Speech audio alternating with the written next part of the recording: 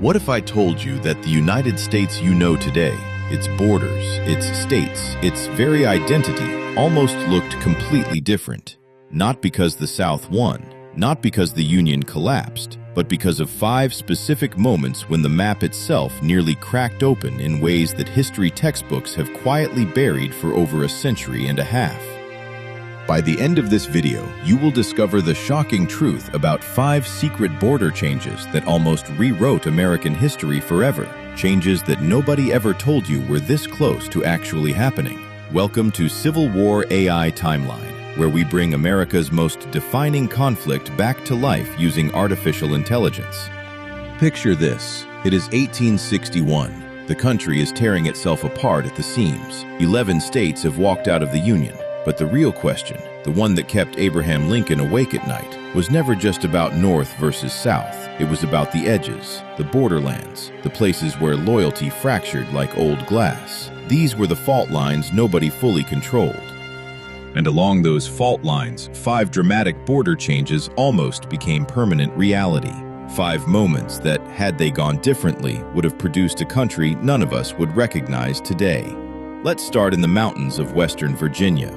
Close your eyes and picture jagged ridgelines, isolated farming communities, men who had more in common with Ohio than with Richmond. When Virginia voted to secede in April 1861, something extraordinary happened. The western counties refused. They held their own convention. They voted to separate. And on screen right now, you are seeing AI reconstructions of those early Union meetings in Wheeling. Ordinary men in wool coats making an extraordinary decision. What most people do not know is that this separation was furiously contested. Confederate guerrillas terrorized the region for years. Families split down the middle, brother against brother in the most literal sense. One farmer named Absalom Kuntz reportedly watched his 2 sons leave in opposite directions on the same morning, one for the Union, one for the Confederacy. He never saw either of them again. West Virginia only survived as a concept because Lincoln needed it politically and militarily. Without his personal intervention, those mountain counties might have been dragged back into Confederate Virginia. The 35th state almost never existed. But here's where it gets interesting. Look further south, way down into the hill country of eastern Tennessee. This is the part most history books completely ignore.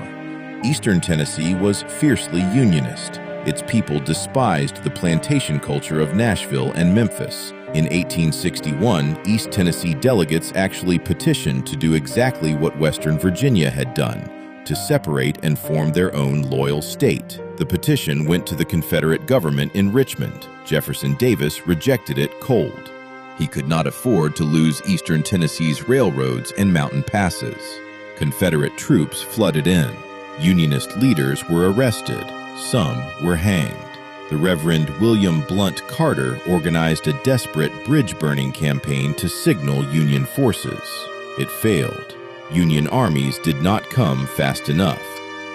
And so eastern Tennessee bled quietly for 4 years under Confederate occupation, its people's dream of separation crushed under Confederate boots.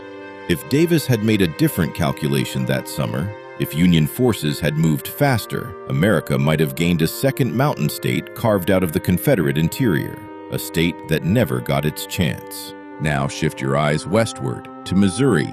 On screen, you are seeing the chaotic, burning landscape of a state at permanent war with itself. Missouri never officially seceded, but it nearly did twice. In 1861, a pro-Confederate governor named Claiborne Jackson tried to seize the St. Louis Federal Arsenal and deliver Missouri to the Confederacy. He came terrifyingly close. Had he succeeded, the entire Mississippi River strategy changes. The war's western theater collapses. Union forces would have been strangled from the north. One woman, named Eliza McHatton, wrote in her diary that the day the arsenal was saved felt like watching a candle survive a hurricane. She did not exaggerate. Missouri's borders held by the thinnest possible margin, secured by a German-American militia commander named Nathaniel Lyon, who died for it months later at the Battle of Wilson's Creek. His death almost unraveled everything he had saved.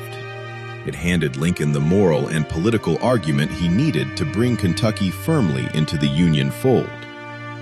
One general's impatience destroyed the one functioning experiment in Civil War neutrality. Had Polk waited, had anyone in Richmond controlled him, Kentucky might have emerged from the war as something entirely its own.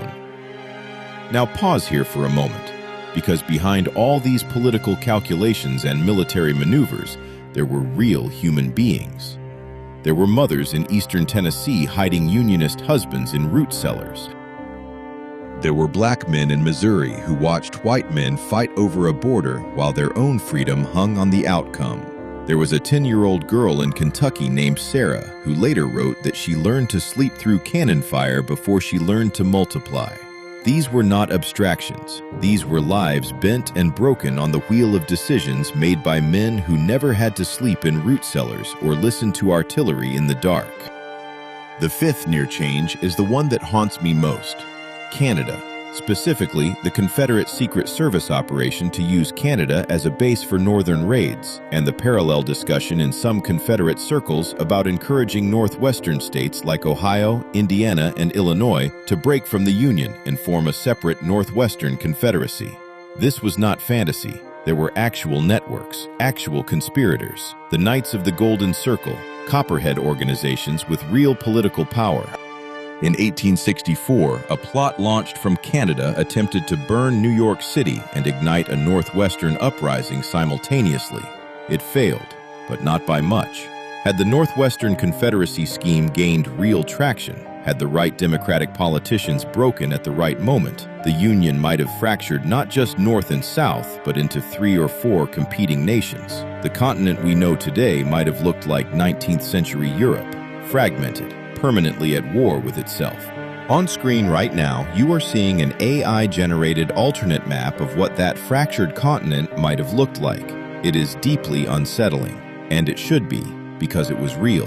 The men trying to make that map come true were real. The only thing that stopped them was a combination of Union intelligence work, political miscalculation by the conspirators, and the stubborn refusal of enough ordinary Americans to give up on the idea that one nation was worth preserving. That is the thread running through all 5 of these near changes. Ordinary people making extraordinary choices at moments when the map hung open like a wound. A mountain farmer sending 2 sons in opposite directions. A preacher burning bridges in the Tennessee night. A German militia captain dying in Missouri so a river could stay free. A 10-year-old girl learning to sleep through cannon fire. History did not save the United States. People did.